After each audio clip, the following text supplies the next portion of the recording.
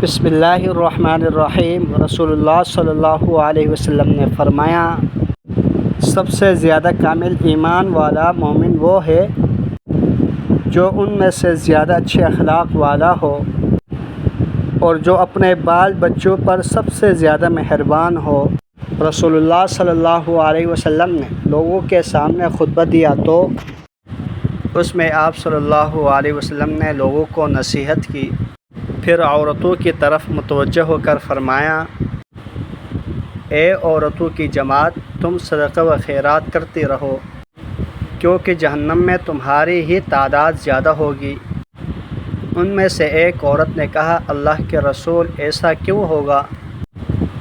آپ صلی اللہ علیہ وسلم نے فرمایا، تمہارے بہت زیادہ لعن طعن کرنے کی وجہ سے، یعنی تمہارے اپنے شوہروں کی ناشکری کرنے کے سبب۔ آپ صلی اللہ علیہ وسلم نے مزید فرمایا، میں نے کسی ناقص عقل و دین کو تم عورتوں سے زیادہ عقل و سمجھ رکھنے والے مردوں پر غالب نہیں دیکھا۔ ایک عورت نے پوچھا، ان کی عقل اور ان کے دین کی کمی کیا ہے؟ آپ صلی اللہ علیہ وسلم نے فرمایا، تم میں سے دو عورتوں کی شہادت گواہی ایک مرد کی شہادت کے برابر ہے۔